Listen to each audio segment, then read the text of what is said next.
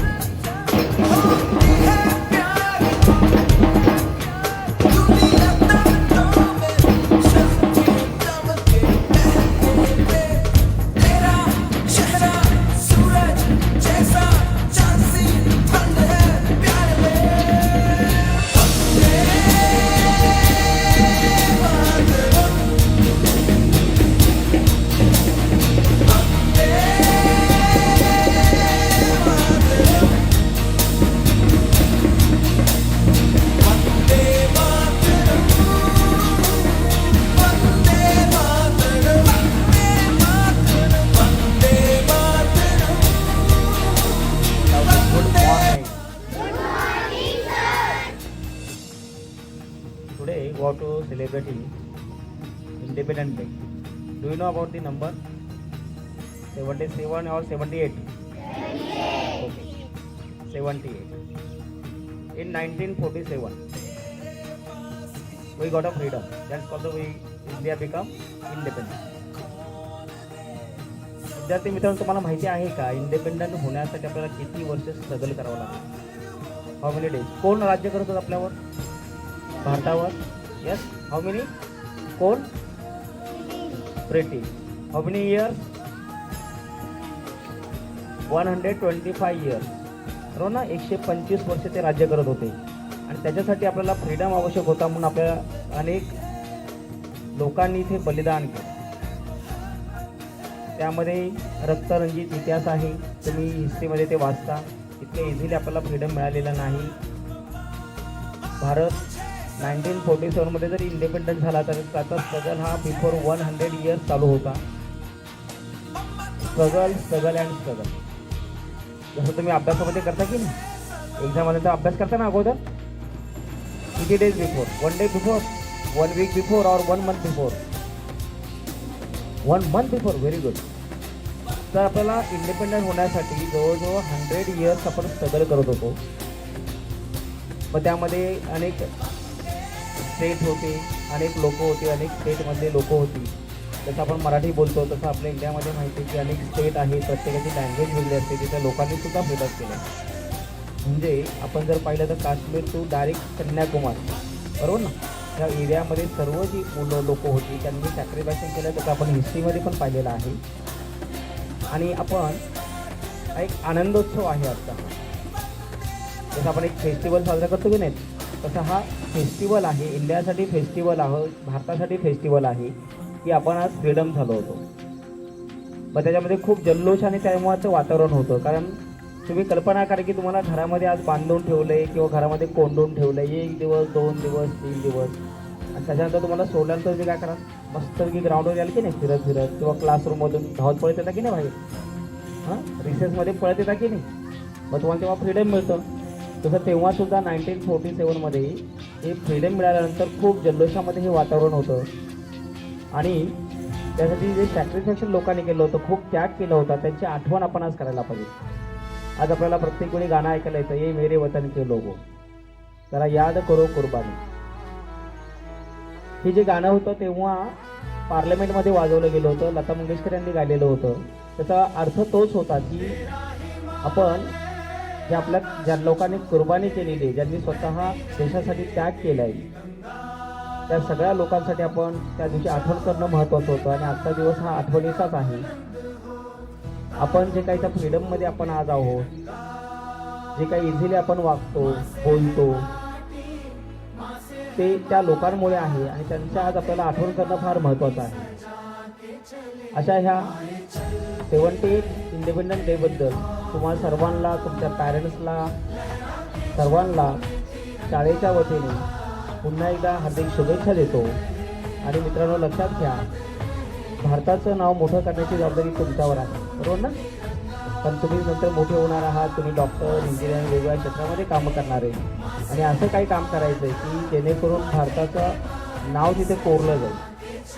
कोणी स्पोर्ट्समध्ये असेल, कोणी सायंटिस्ट होती, कोणी डॉक्टर्स, इंजिनियर्स होती. कधी ते असं काय करायचं, देशासाठी काम करायचं, फक्त पैशासाठी काम करायचं नाही. पैसे ते मिळतच जातील, पण देशासाठी काम करणं ही आपली जबाबदारी आहे, कारण आपण भारतीय आहोत. भारतामध्ये सगळ्यात मोठी आता सध्याची अडचण कोणती आहे तर जातीपात, बरोबर की नाही. जातीपात हा खूप मोठा विषय आहे. तर त्यामध्ये आपण एक पहिल्यांदा लक्षामध्ये घ्यायचं की आपण सर्वजण एक आहोत. इथे गर्ल्स, बॉईज असा कोणताही भेदभाव नसतो. तो भेदभाव आपण याच्यापुढे कधीही ठेवायचा नाही. आपण सर्वजण एकच आहोत, आपण सगळे भारतीय आहोत. जसं आपल्या घरामध्ये फॅमिली असते की नाही, तशी आपण भारताची फॅमिली आहोत, इंडियाची फॅमिली आहोत. आणि जर तुम्ही घ्याल याची मला नक्कीच शाश्वती वाटते. आणि पुन्हा एकदा सर्वांना अनेक शुभेच्छा देतो. पण स्वातंत्र्याचा आज हा आपला दिवस 15 ऑगस्ट, आणि याबद्दल सांगायचं झालं तर मी पुन्हा एक आपल्या अभ्यासक्रमातल्या संस्कृतमध्ये 8वीला एक धडा आहे की राष्ट्रसंपत्ती म्हणजे नेमकं काय. आपल्याला स्वातंत्र्य मिळालं, देशावरचे सैनिक हे देशाच्या बॉर्डर उभे राहून आजही आपलं रक्षण करत आहेत. आणि म्हणून आपण येथे आनंदाचा एक श्वास घेत आहोत किंवा मोकळा श्वास घेत आहोत आणि निर्भयतेने जगत आहोत. परंतु केवळ सैनिक म्हणूनच आपल्याला देशाचं रक्षण करता येतं असं नाहीये. आपण पुस्तकांमध्ये पाहतो, शिकतो, अगदी डेली व्यवहारात, डेली जीवनात सुद्धा आपली वागणूक जर आपण अशी ठेवली तर नक्कीच आपण सुद्धा देशाचे सुजाण नागरिक आणि उद्याचा भारत देश हा तुमच्यावरच निर्भयतेने राहण्यात काहीच हरकत नाही. तर त्यात अशी ती एक छोटी गोष्ट होती, ती म्हणजे लेसन तो असा आहे की एक मुलगी असते आणि ती ट्रेनने प्रवास करून शाळेत जात असते.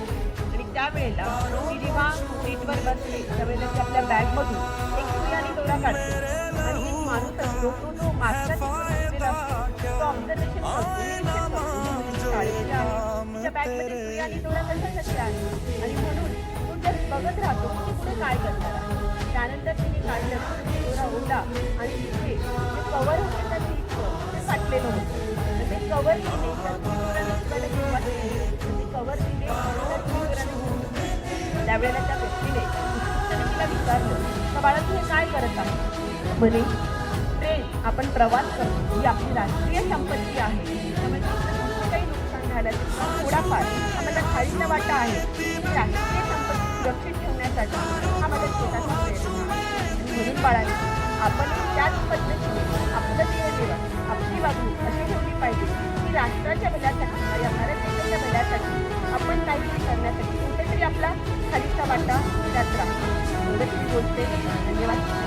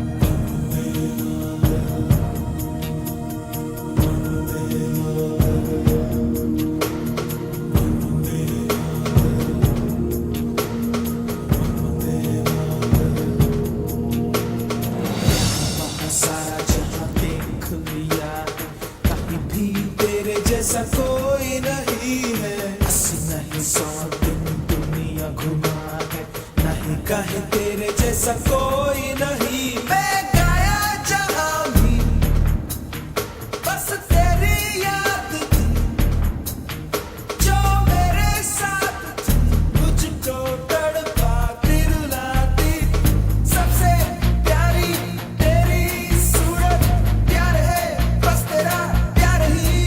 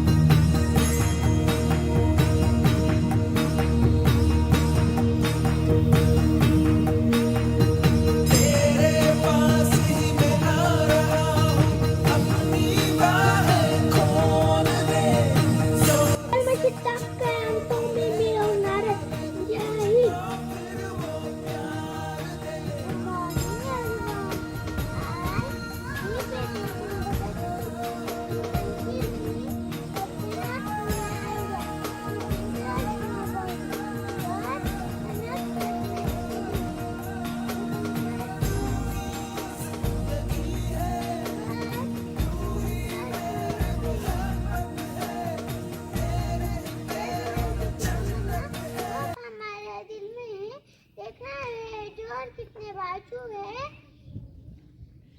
ईद आखिर में है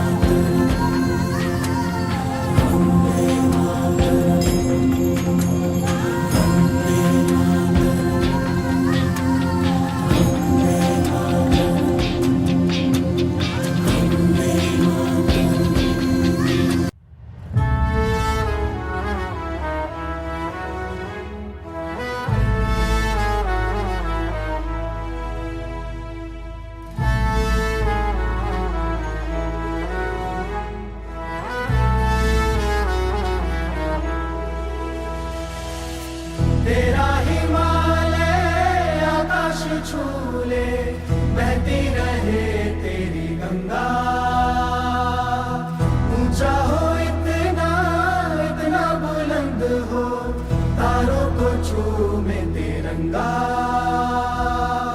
माँ से है माटी, माँ से है माथा, माथे पे माटी सजा के चले। माए चलती रहे बेखौफ हवाएं, लहरा के झूमे तिरंगा। आजाद रहे आबाद रहे तू, तारों को झूमे तिरंगा।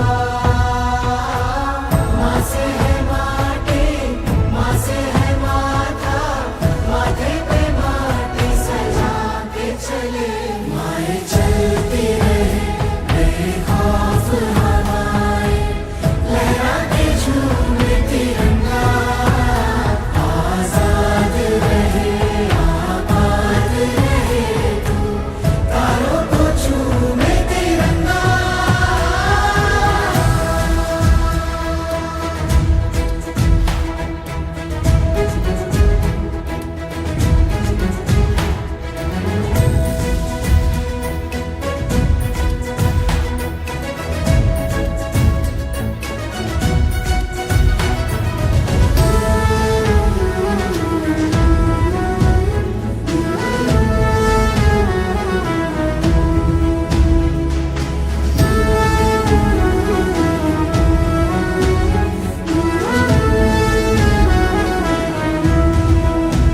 माए तेरे लिए मर मिटेंगे, तेरे बेटे ना पीछे हटेंगे।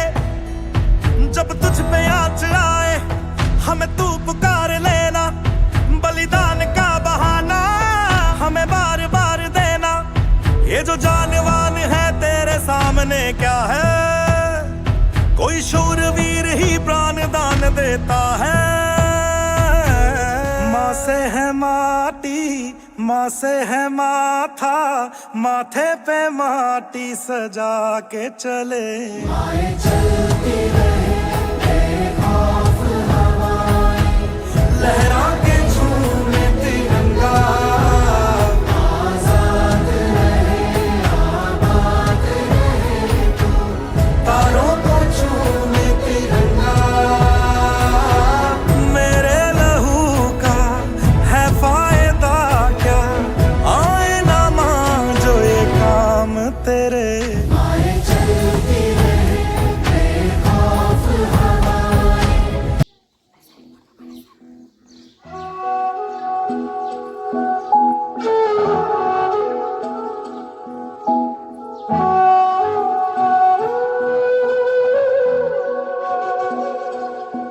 होना जीना भी तेरी सांसों पे, थोड़ा सा वतन का भी हक था। ना देख मुझे यूं मुड़ मुड़ के, तेरा मेरा साथ यहीं तक था। ये तेरी ज़मीं तेरे खून से ही तो सजती संवरती है राज। तेरे इश्क की मैं हकदार नहीं, तेरी हीर तो धरती